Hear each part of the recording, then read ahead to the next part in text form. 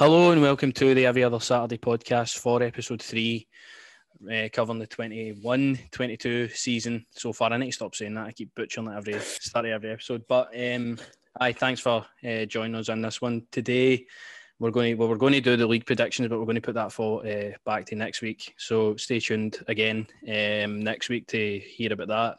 But today it's just going to be unpacking what we've seen.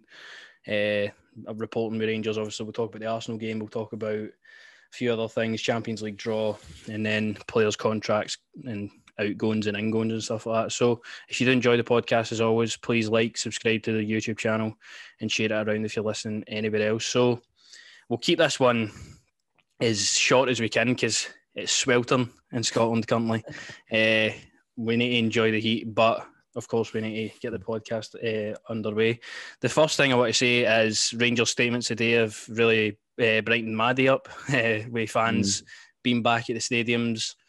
8,000, I believe, at Brighton, 13,000 for Real Madrid, and then 17,000 for the Livingston game. So as a season ticket holder, fingers crossed I'm at that Livingston game. I'm holding my hands out for that one. But after that, full capacity apparently for Champions League games. So what's your thoughts on that right away? It's obviously very positive news to hear.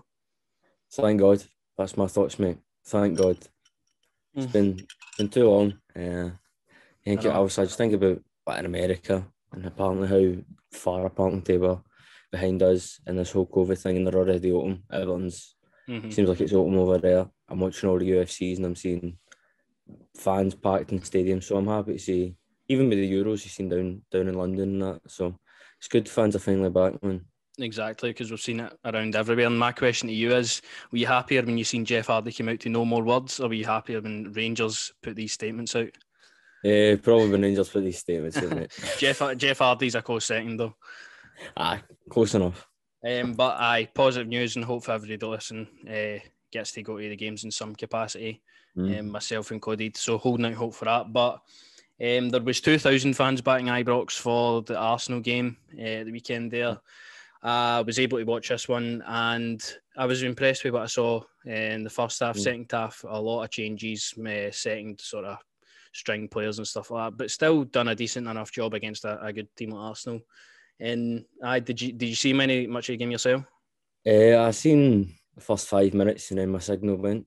All right. I was sitting at a beach, but I seen the goals in that, and I seen the last sort of couple of 5 minutes of the game. But no, I didn't get to watch the full game, mate. Just no signal on the beach. You were too busy enjoying the sun. No. Fair enough. No, I seen the most of the game. Nice to see Balogun actually pop up with a goal, even if it is a friendly. Nice to see him in there. It was a nice header for him. Nuno Tavares then equalised, and I just had question marks over Tavares defending for that one. He was sleeping. And then was it 2-1 to Rangers? Cedric Itten got another goal in pre-season, which telling you I'm going for, and you'll be going for this guy as well. 20 a season for Cedric Itten this season. I'm going out big for him, and he's having a good pre-season. And I seen Gerrard speaking about him after the game, saying that he's been sort of on his own in the country for the first season, so it's obviously been a tough year for him, much like Katic when he was out injured, and maybe now he's coming into his own because he's looking really good in pre-season anyway. And then Arsenal obviously equalised to reach Eddie Nketiah, man, you'll know for his time at Leeds. But I was impressed with a lot of what I saw, and again, these games are only really for to build minutes and fitness up at the end of the day, but it was nice to play a team like Arsenal. Mikel Arteta back at Ibrox as well. It was a nice sight to see. Hope he's not homesick anymore. But just another one to build the fitness up, innit? Oh, definitely. As you said, I'm happy for Cedric getting another goal, which is impressive. Massive competition, as we've said, for him this season, with Kimar and all the other boys that have come in. But no, it's good that, as you said, mate, these games are just about getting the minutes. And also, I feel like they're just ties as well that get the fans excited, you know. Obviously, we've still got Real Madrid coming up. It's like 2 ships passing the night, mate. 2 big ships, you know. Who knows? No. But I know Brighton's the one I'm looking forward to the most, mate, to be honest with you. I want to see get the big duffer back in Ibrox. I know. Selleck are want to go and get him, improve our squad at the moment. a couple more friendlies to go. It was unfortunate the Blackpool one was cancelled there the other day, because I know a lot of Rangers fans on Twitter had booked to go down there, and it was our first game back and all that time. But it was the right thing for the club to suspend that. You don't want it to come back with COVID before the season even starts. Aye. But Brighton and Real Madrid to look forward to at the weekend, and with more fans in the stadium can only be a good thing, and hopefully the sun's shining for it as well, because I guess we all deserve it. Listen, the sun shining and Rangers beating Real Madrid, that'd be lovely. I tell you that. I know. Just want to see Carlo Ancelotti greeting on the sideline, wanting to go back to Everton. Carlo. Or maybe he won't want to go back to Everton now with the whole... Won't get into that, but... well, listen, we'll leave that to the end. But no, I'm looking forward to these games. That's another thing. I know I was going to say this, obviously we're doing the League One next week, but you can tell for me by the teams that we're playing in friendlies who's setting up to be more competitive and challenge himself this season. Look at the teams that we're playing. I feel like the Real Madrids and the Arsenals. I know we obviously Arsenal have fallen off, you could maybe say, in terms of thing, but they're still a big team, still a good squad. I like that compared to playing lower sort of championship teams like Preston and Charlton. You know, you can tell you look at it there, we've got up to be successful. 2 Premier League teams were sitting playing here, and then Real Madrid. So that couldn't prepare you any better than for what's to come ahead. And I just like that we're playing these ties, even though they are friendlies. They don't mean much at the end of the day. It's still nice to have a glamour tie. And it'll be good for the players to test themselves against that sort of talent as well. I thought Calvin Bassey, just before we move on, was excellent again. And you've got the bucket hat on to praise him, but he was outstanding again, and he could really be pushing for a starting jersey now, because Barisic hasn't been featured so far due to being injured and still away at the Euros and that, flexing with his car, of course. Exactly. But I think Bassey is looking maybe a starter for the first game of the season. I wouldn't be hard done by that at all. I think he's had a really good pre-season so far.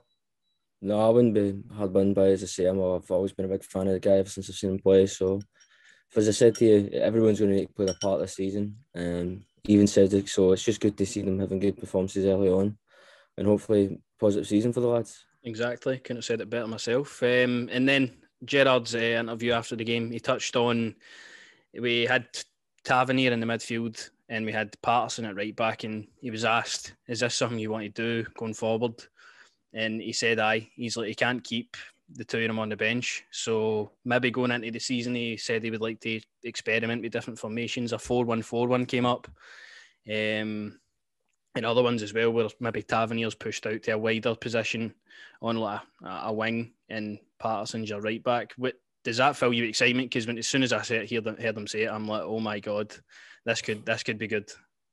By the smile, aye, mate. This is just what a problem to have 2 exciting, talented players playing in the same position. Young Patterson, he's pushing, and I love it for him. I'm proud of that boy for everything he's done for the club so far. As I said, I'd kind of go with the left back sort of thing, you know, maybe put him out on the left. To be honest with you, I think Barisic might get done this season. Who knows? He can post well the cars, but my boy Bassey's looking hungry, and Patterson's looking hungry as well. So who knows? But then if you put Tav in the middle, also what I'm thinking about is maybe players we're linked with. How do they come into the situation? It's fascinating to see how Gerrard, and what a headache to have, but it's fascinating to see how they're going to. I know. I was thinking maybe a 4-1-4-1. Obviously, you're 4 at the back there with Patterson at right back, Bassey or Barisic at left back, and then your one sitting could be, I don't know, Stephen Davis, John Lundstrom, Kamara if he's still with the club come the end of the window. Then you could have Aribo, Tav out on the right, Ken out on the left, and then somebody else to fill in that position in the middle. We've got so many players that I can't even think off the top of my head who we're going to play, because you think we've got Scott Wright sitting there as well, pushing for a starting jersey every single time he's playing for the right-hand side. Hadji is still in and about. Don't disrespect my man. You can't disrespect Hadji, man. Like, seems to always go under the radar when you're talking about a team, but we've got so much quality just everywhere, and I feel if Gerrard's want to take a step forward in his tactics and stuff like that, he'll do it. I'm speaking to a boy in my work today as well, and he said when we had Fernando Rickson and Alan Hutton, we done the same thing. We couldn't leave the two of them on the bench. We had to play the both of them, and Gerrard's got that problem now in the same position. So I'm happy and I'm excited that Patterson's not going to be going out on loan or that. He's going to really get a starting jersey, hopefully, most of the time. Well, let's hope they can bring trophies the way those boys did back in the day. So, it's a perfect headache for Gerrard, but fantastic talent we have at the club at the moment. I'm just really looking forward to the season, mate. You know, obviously everyone's sort of having the wee break and the friendlies are here, but you can feel it coming. Like the Jackson 5 said, can you feel it coming? I certainly can. No, you can. It feels like a lifetime ago that we won the league now. When last season, it's only been a couple of months. We're back in it. New challenges, as Gerrard keeps saying. But a bit of a sad news came for the game at the weekend with Namdi Oforborh. We were all wondering what's happening with him. Is he injured? Are we going to see him anytime soon? And Gerrard confirmed that in his ECG scan he had signs of maybe a heart condition. And that's obviously really unfortunate here for the lad. Just joined, not really been able to see any game time because of it. But it's good that they've obviously picked that up before he's went on the pitch and something else could have happened. So a big speedy recovery to Namdi with whatever outcome he's got, and I'm hoping we see him on the pitch soon. Hopefully, as you said, you imagine playing well like this with having a heart problem. Good God, I went out for side for 5 minutes. I thought, no, that's me. I'm in a rush. No, but all seriousness, I was really worried about the guy. I thought it was going to be one of the Jordan, what's his name? Why came from Liverpool? I thought it was going to be one of these situations where we might not get to see the guy play maybe only once or twice, but I just hope with something serious that they can just take everything in the right direction and hopefully get him back on the park playing for us. And Gerrard said they've got top class health coaches and whatever there, and maybe if you didn't take that test, we wouldn't have known about this. So as well with the Christian Eriksen incident in the Euros, I feel like it's just a standard for every club now to do these sort of scans and checks on every single thing that could happen, because as I said, it's nice, it's good that they've caught this so early and he didn't have to go and obviously play and anything else happen. But speedy recovery to Namdi. Hopefully we see him at Ibrox and in the Rangers shirt soon, but hopefully he's taking care of himself and the coaches are in the meantime. And then that was all for really the Arsenal game. Quite a lot to unpack there, but the Champions League draw then followed the Monday after. I was looking at it. I would have took anybody personally. I was looking at Cluj, Ferencváros, like teams we've seen come and play Celtic before. They've gave them problems. Like they're not in the competitions every year because they're just they'll need to make up the numbers. They're a pretty decent outfit. And then we get Malmo or Helsinki. Helander, former Malmo man. Morelos, former Helsinki man. What's your thoughts on the draw at first glance? It felt like a FIFA career mode sort of draw, didn't it? But no, I'm looking forward to it. Potential with a full Ibrox crowd back, Champions League game. I mean, the goosebumps on the players, I can imagine the goosebumps on everyone when that happens, but I'm just looking forward to it, mate. That's the games I'm looking forward to the most. Obviously, first league game, but Champions League football back at Ibrox where it belongs, man. Can't wait for it. Nah, I can't wait for it myself as well. I think the first leg is away from home.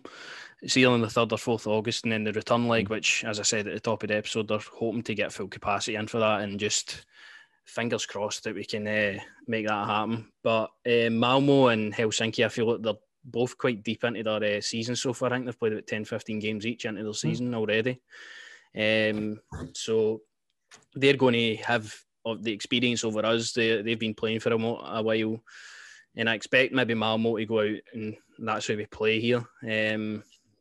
But it's going to be a tough game regardless. As I said, these teams are tricky ones to play, but hopefully we then move on to the playoff, and then we've got a really good chance at making the Champions League group stages, and that would be mental for the club this season to get into that chosen ground again.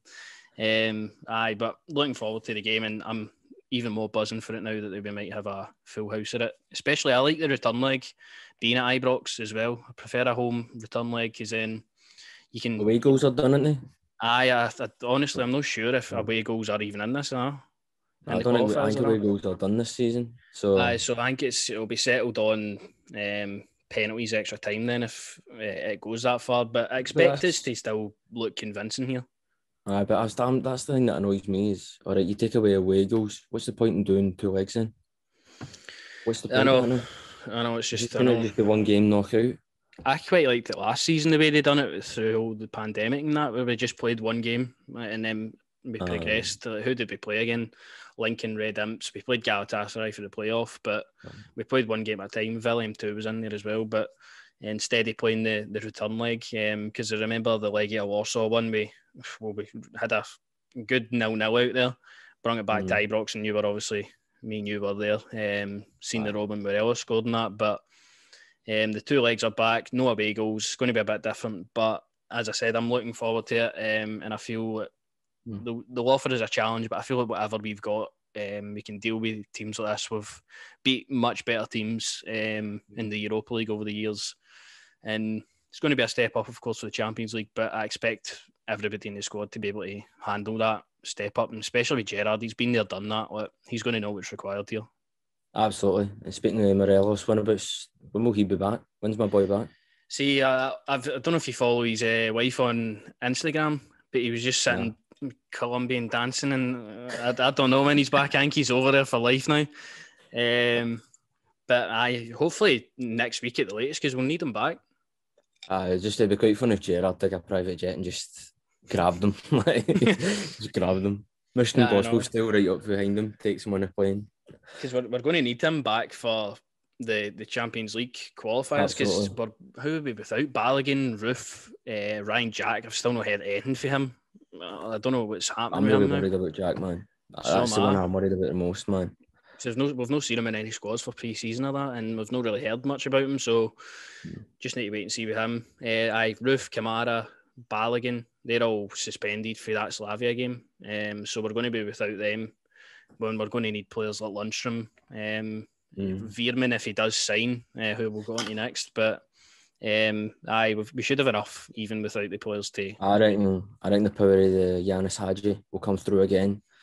He's Superman, as I like to progress and look. He's got Champions League experience with Genk, so he's no stranger to it. Listen, I'll always stick by my boy. Him and Kent. I reckon, hopefully, as you say, the experience of Gerrard, even like McGregor and Davo, who've been in the competition with us before, just praying we get to the group stage, man. That's the main thing, man. Get the glamourtise, eh? I know, just get into that Champions League again be amazing for the club, and I feel like you get like 35-40 million for even reaching the group stages, I feel. And next season we get a guaranteed spot if we win the league. Whoever wins the league gets straight into the group stages, which again is another guaranteed 40 million. So we just need to wait and see what happens, but I'm feeling confident about it. It's a good draw. And then the next thing on the agenda then is Joey Veerman. It's been talked about over the full week. Apparently a club submitted a bid, 7 million plus add-ons. Big money for us to be spending anyway. But 21-year-old centre midfielder for Heerenveen had a really good season this year. And what's your thoughts on him? Do you want to get this deal done? Would you pay the money? What's your thoughts? I've got no idea about the guy. Personally, I think we're always saying trying to watch YouTube highlights. The boy, you think about spending that kind of money when I think it's like I seen on one of the accounts I follow that on this day we signed Tav and Martin Waghorn for as much as we did, and now we're spending that kind of money, man. It's what a journey, eh? You saying exactly. You know what I mean? So it'd be linked with players like this. I just, as you're saying, it's going to be difficult to see where he comes in the team. You know what I mean? If he's wanting to play Tav a bit more for fourth, who knows? But I'm clueless when it comes to this guy, Jack. To be honest with you. But it's one of them. Like, it seems like every single player we sign now, YouTube, Joey Veerman 2021. Like, that's all I've been doing. I've been looking at him. I've seen him. He's a really good ball carrier. He likes creating stuff. He's always forward thinking. He's got a good range of passing on him as well. And I feel that Dutch, he's in the Eredivisie, like 21 years old for that kind of fee. It's one we could maybe profit off even again if we do get him. And it's just I love the kind of business we're doing with Gerrard and everybody involved. Like you've got Fashion Sakala and John Lundstrom for free, and you've got Oforborh and Wright and Simpson, all good players in their own right, like for free. Like, it gives us this opportunity now to go and spend the money on something big, and I just like the way they've handled it. So you're saying, because we've signed a lot of lads for free, the 7 millions is worth it. Honestly, go at everyone that I've seen so far, everybody that I've heard about, Penna Cartel on Twitter, if you want anything about any player in a foreign league, just look at his tweets. He knows everything about everybody. So he's advocating for him as well. So I'm hoping we get it done. I want to see him in Rangers Blue. I want to see what he can do, and it'd be a massive coup if we can get him, I think. As long as he performs, mate, as I say, you can't really go can't much. Judge it so far, but you can't go much off on highlights for me. You have to wait until the player actually puts the jersey on and plays. And that's why I'm looking forward to seeing Fashion play and all that. You know, just seeing him walk in the trophy room the other day, that was something I forgot to actually mention. Fashion Sakala and filing the blue. Exactly, I know, but just watching him walk into the trophy room and talking about it, I was like, now it's hit him how big this club is. So I'm looking forward to watching him play. Literally, see when I seen his when I seen Rangers tweet out, I think it was Saturday night, about fashion content and all that, and they put him up with the shirt and videos and all that. I'm like, I love you already. Like, you've not even played a game yet, and I just like the vibe I get off the guy. Like, he just looks like a really down to earth, kind of humble guy. Especially when you watch, as you said, watch his interview talking about his life and just how hard it was for him to get to where he got to. He just wanted the guy to succeed. Aye. Let's hope him and our Fred will get along. I want to see some dancing, Jack. I want to see some dancing celebrations. I know. I know, that'd be the dream. And also, I think about the two of them maybe up front. Like, Sakala's got the pace, Morelos got the power. I mean, I would hate to be Steven Gerrard right now, thinking about what he could possibly do with this team. Like, we're in such a strong position, and we've not even sold any of our assets yet. Like, that might come towards the end of August and stuff like that. You never know. But where we currently are is so strong. It's unbelievable, the kind of depth we've got in that team. Definitely, and I mean, if somebody like Barisic was to go, I don't think any. No, I love the guy anyway, but who knows what's going to happen still. I'm just praying we can keep a hold of like Joe and Kamara, but just please stay. That was the next thing on the agenda is Kamara.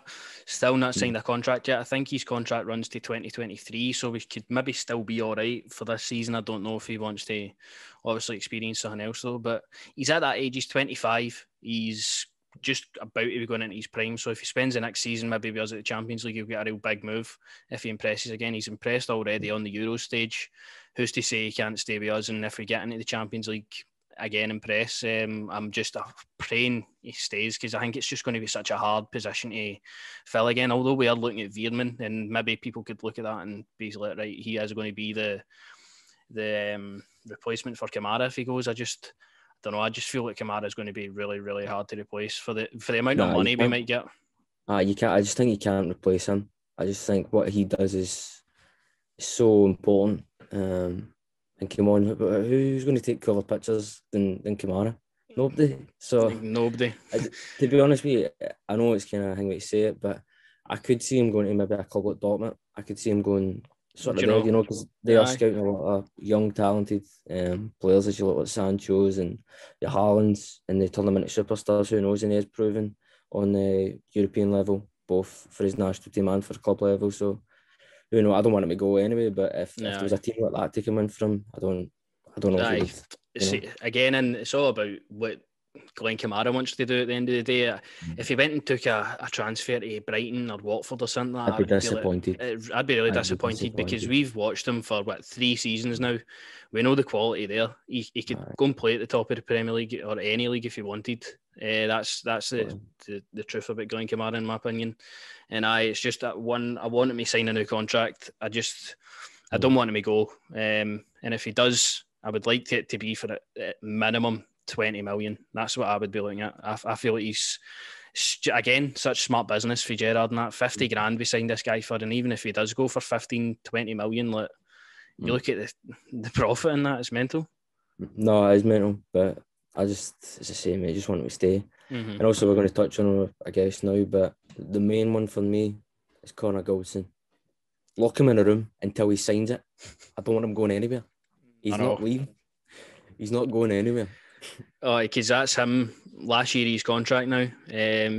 He needs to sign it, or he leaves on a free next year if he doesn't get down to an agreement. And I can understand to an extent that Goldson, maybe with all his issues that he had coming up here for a few seasons, rebuilding himself up, becoming a leader, and then maybe taking a punt down at the Premier League again because he was unfortunate with the heart issue he was coming through at Brighton and stuff like that. I wouldn't be too displeased at that. He's done a lot for the club so far. If he wants to go out and try something new, well, he's still young enough to do it, then fair enough to him. But we need to get him signed in a contract. Like, he's so just... I can't imagine that defence without him in it. Like, exactly. I just don't want him to go. Exactly. I just think but I could understand it, as I said. Obviously when he came in and the stick he got and things like that, but now, as I say, lock him in a room, get him in a headlock, you're signing. You ain't going nowhere. no bang average mid Premier League table. You sign. I can't understand if we were to lose the likes of Kamara, that to like Brighton. Like, no disrespect to Brighton, I don't think they're a good team and they've got good players in that, but come on. But they're no match to what we are. Anything. They're not going to do anything. Even their manager is just using the club so he can get a bigger job. Aye. Like, it's not...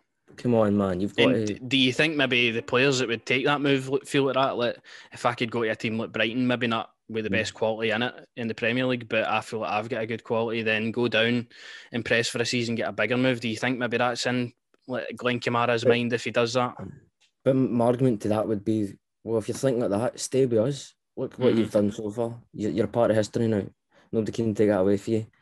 I would say stay with us. You're playing Champions League, potentially European. You're playing European football and you're up here to win trophies. And you've got fans that adore you, that love you.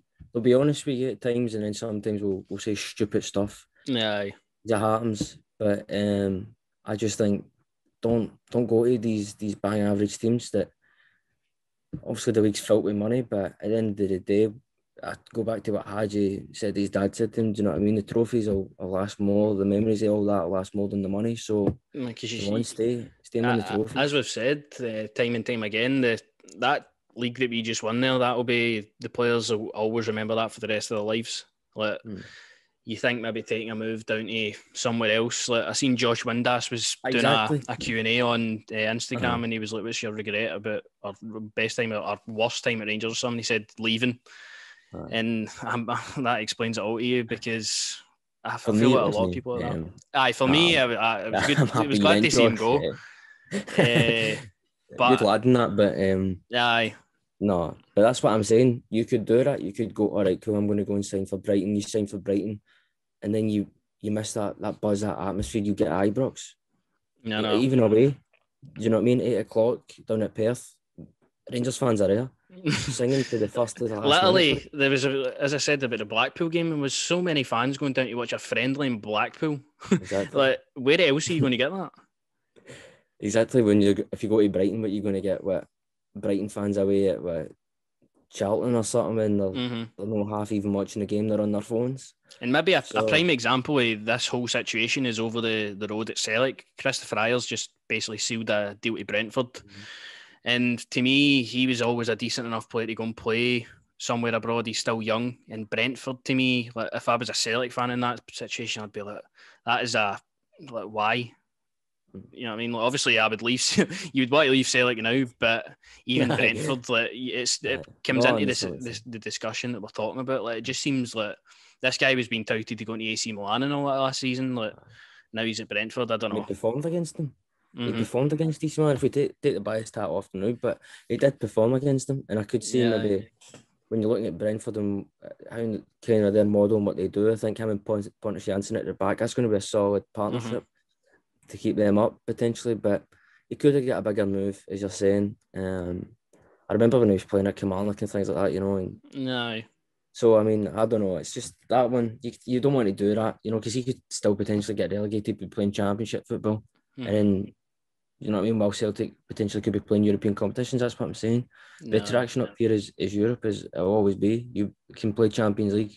Players who would never get to play Champions League before or any European competitions, get to play up here. Exactly. You look at John Lundstrom. John Lundstrom's Exactly. relegated with Sheffield United. Yeah. Here he is up Rangers, going to possibly in the Champions League. Exactly. So even if you look at somebody like Ryan Kent, who potentially was probably what Liverpool academy wise, he going out and loan at championships and obviously the Bundes, come up here and he's adored. No. You know what I mean? And he's shown his qualities and he's shown that he can be at that level. So it's a good cool discussion to have. on Instagram as well. So, he's just flexing on every again. Seems like all our players are just good at taking photos. But I'm just hoping Goldson, Kamara, new contracts, hopefully, and hopefully they don't take a punt down to a lesser sort of Premier League club. And then the last person on the list is Katic. Seen a lot of talk about him possibly going to Hearts or St Johnstone on loan. And first off, that would be a great signing for any of the two of them. Absolutely. And it'd be good to see him play in Scotland still, and get a full season out of him, because coming back to Rangers, and I expect him to play for Rangers again. I don't expect him to go out and loan and then that be that. But getting him a full season again, getting him playing, because I don't really want him sitting on the bench if he's not going to play. Get him out playing, get him back next season. And I'd like to see him go to St Johnstone. I think he'd really improve that side. I think he'd be great in that side. Absolutely. I think he'd be perfect for that side, the way that they are. The sort of rugged toughness with them as well. And also, if Middleton's going back out on loan there again, it's sort of establishing a good relationship with the club. I know they've got a wee talented player, if they're not in the middle of the park. Ali McCann. So potentially, if we keep giving them some loans, maybe. Ali McCann's the next man to Stephen Davis, I think, maybe. So. Well, I just think it'd be a good club for him, just to get the minutes in. I do think Cal Davison's a good manager. I would snack Steve Clark and maybe ask him if he would want it, but that different day, mate. It's a sunny day. But no, I think he would be perfect for you. But I just don't think going to Hearts would be any good, to be honest with you. They seem like quite, don't know, they just seem quite, I don't know. I just don't think it'd be a good move for him. No. To be honest with you. Either way, if he goes out and he's getting minutes, that's the main thing, because I do want him to be a part of the team. I'm bad luck with it when I get injured. But as I say, he was a massive part of the tide changing, obviously, with that goal, man. So Johnstone would be a good move for him, I think. I think that'd be an absolute blockbuster signing for St Johnstone to get. You think about getting Nico Katic on loan. He was, for Gerrard's first day, he was always a starting centre half, and unfortunately got injured. But I think it'd be a cracking move for him to get, and cracking for St Johnstone to get him. Also, if he's performing, say, the first half of the season, then Gerrard can just bring him back. Because if he is performing, I'd probably bring him back, to be honest. If injuries happen or certain players maybe leave, but who knows? You remember at the end of the season we were really thin in that area. We had two centre halves available to us. Every other one was injured. So, Katic, hopefully, whatever comes for him, he succeeds it, and we'll get him back in at Rangers for either next season or he stays and he ends up playing. Who knows? It's all rumours at the end of the day with every one of these. But that was everything I've got wrote down here. Is there anything else you'd like to touch on? There is one or two things in my mind, Jack, I'd like to touch on. I don't want to get all sort of thing up here, but I really feel like I need to say something, to be honest with you. Go for it. It's annoying me, this whole, Everton player or whatever, and then man across the road, Griffiths. It doesn't sit right with me. No. Makes my stomach turn, to be honest with you. I know they said there was no sort of criminal thing, but for me it is, when you're messaging a 15-year-old wee lassie. I'm sorry, for me that is a bit, No, it's this professional footballer that should, or anybody. No, you look at the life that majority of them lead, right? I just don't understand how someone like Marcus Rashford and all that can get abused for missing a penalty, right? You look at what Marcus Rashford has done. That guy's so much more better than anyone in that government. He's pillar for his community, top lad, and he's still getting abused by the minority. But I just think, see, with this kind of stuff, I thought Celtic should have ripped his contract up straight then. See, something like that happens, you should rip their contract up straight then. He's apparently back in the squad for the night. Aye, not talk about, he's back in the squad or what have you like that. For me, no, your contract's ripped up, you're done here. Nobody wants you around here. And it's just to me like you think about I hate to say it, you think about the money, the quality of life that they have and that, and they're sitting doing something like that. You could, you know what I I mean? know. Help anyone who's your age, mate, and you're doing that. What is that? It's disgusting to me, man. And no, I'm the exact same. As soon as I seen the story come out last night into this morning, and then the whole Griffith stuff as well, I've just been, why are these players even doing that? Abusing their privilege of being a footballer, like, thinking that's all right to do. It's not all right to do as a human to message children when you're whatever age a professional footballer. So, really fucking unsettling news. I would say it was really leaves a weird sort of taste in your mouth, doesn't it? No, but it's just the fact that it's like, no, there was nothing happened to you. Mm. But something did happen there. He's messaging a younger lass to him. Everybody's seen the messages. Like, how can you be cleared of something that there's clear evidence of? I don't. It's just disgusting, man, for me, and it didn't matter what club they play for. For me, you rip their contract up and you don't have them associated with your club. Literally, anybody who is. If I was a Rangers player, I wouldn't want to see him playing for the club again if something like that happened and there was proof of it being there. Just rip their contract up. See you later. Your boots are on the front step, mate. Get to that. That's all it needs to be done. And Lee Griffiths is especially as well, like a guy who's literally always been in trouble, always been in drama, always something happening to him at Celtic. He's off, misses more games than he plays, and he's then done something like that. Your tweet was perfect. I seen, what was it? Was it John Hartson or somebody put 25 goals from Euro, 25 minutes more like? Yeah, because that's it. That's it. His time for me where that club's done, mate. He shouldn't even be playing football, to be honest with you, after that kind of stuff for me. If he wasn't a footballer, he'd be in about the cells probably every week. Like, he's a wee fucking idiot. So, another thing I wanted to just think, I know, obviously, not the most heartwarming thing, but I also wanted to talk about, obviously, the anniversary thing and that signing Tav and Waghorn and that. Like, I just thought it was so important to talk about Tav and what he's done for the club and ups and downs with him, man. Just, what a leader. Aye. How many years ago is that now? 6 years ago. Double signing him and Waghorn. I can remember it vividly. He's seen the two of them being a couple of the first signings Mark Warburton made for 250 grand and 200 grand for the both of them. Even though Waghorn left a good few years ago now, done a really good shift for us when we really needed him. Still really liked by the Rangers support as well. And then Tavernier, obviously, still here, the last player from the Warburton era. He'd still stay. Captain, leader, and legend. Tavernier will have our hearts forever. So, I forgot all about that. Actually, that's 6 years. That's That's crazy. I just remember watching them in that Motherwell game and all that kind of stuff, and some of the goals Waghorn scored were top quality. I know the guy usually get abused for being a big lad in that, but he represented us big lads proud, Jack. Yeah, got to understand that. Us big lads were proud watching him with the wee. If I had his frame, I'd be fucking well happy. Oh, listen, that's one where you just think to yourself about, like, good player, but man, the quality we've got now, and Kemar and Morelos and Fashion, like, it's just wow. Exactly, and that was a nice wee episode there, all about Rangers, good discussions. And sets us up really nicely now for our league predictions next week. I'm going to work on that while this is uploading. But that's all for today's episode. Third episode in already for the season. It's nearly here. And if you do like the podcast, again, if you could subscribe to the YouTube channel, and also share with anybody. Also, if you're listening anywhere else, sorry. And I was just going to say as well, we started another new sort of podcast, just different for football, just talking about just movies and things in general. If anybody would be interested in listening, just check it out. Yeah, Shooting the Shids podcast over on YouTube. We put our first episode up the other day there, talking all about movies and stuff like that. So if you're into that kind of thing, check it out. There'll be new episodes. I don't know if they'll be as frequent as the podcast here, but every sort of couple of weeks maybe they'll be over there as well. So if you could check out for us, that'd be much appreciated. And that is the episode.